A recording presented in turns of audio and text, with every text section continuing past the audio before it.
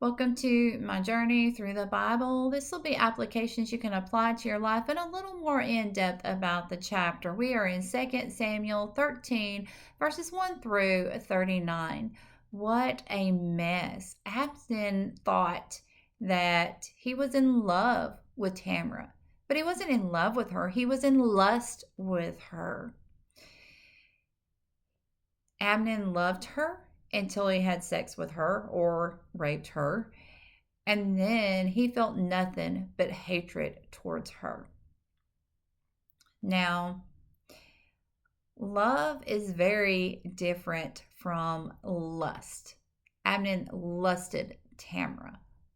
So let's look at the difference between love and lust. Love is patient. Lust requires immediate satisfaction. Love is kind. Lust is very harsh. Love doesn't demand its own way, but lust demands it at any cost. So at first, Amnon says he loves her. Then he rapes her, and then he feels nothing but disgust and hatred. So, have you ever wanted something so bad you just had to have it? But as soon as you got it, it didn't really hold much value. You didn't really care about it. It's just thrown in the corner or off to the side. And this is exactly what happened. Amnon thought he wanted Tamar so much, but after he raped her, he was disgusted by himself and the presence of her because it reminded him of what he just did, this great evil that was against God as well. Now, Amnon was listening to his cousin who gave him some bad advice. And that's what we do. Sometimes we listen to family members. Sometimes we think they have the answers or they have more experience. Or maybe we listen to them because they told us exactly what we wanted to hear. So we need to measure any advice that we get from our friends and our families up against God's word. Now, if it does not match up to God's word, then do not use it. And now Tamar was a virgin, so her virginity was taken away from her. And in this custom, in this time, she would not have been allowed to get married. And by Amnon taking her and putting her out of his house and bolting the door behind her, it made it seem as if Tamar was the one at fault. There was no witnesses to say what really happened. And of course, in this time frame, usually whatever the man said seemed to be the law without any witnesses. And Tamar had felt betrayed by her stepbrother. She was ashamed of what had happened to her. She didn't know what life held for her as a future now. Even as a king's daughter, she could have been stoned for losing her virginity in this way and in this manner.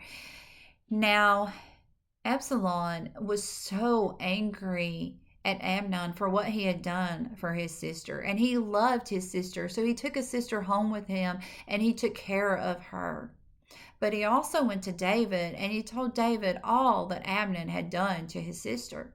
And David was angry, but he didn't do anything. And Absalom had gave David 2 years to correct this wrong or to give consequences or punishment to Amnon for his actions. And David never did. He just ignored it. So Absalom decided he would take things in his own hands. So he invites them all to his house with the intentions of killing Amnon. And that's exactly what he did. Now, David was a great king. And he was a mighty warrior in the military. And he was a great leader. But he lacked skills and sensitivity as a husband and as a father. So, because he did not correct the problem, then not only did he lose one son, but he lost two sons. One is killed and one runs away because he doesn't want to face the consequences of killing his brother. And if David would have set standards, if he would have been as strict with his son as what he was with people in the community and his kingdom, if he would have followed God's laws that God had set into place, then this would have saved him a lot of heartache, as well as a lot of heartache and anger and regret for his children as well. Now, while Absalom was waiting for these 2 years, I would guess that this anger built up inside of him and he kept replaying what his stepbrother had done to his sister. So Absalom did plan out his scheme and he was successful in it. But now we also need to remember that instead of a resolution, it ended up was revenge.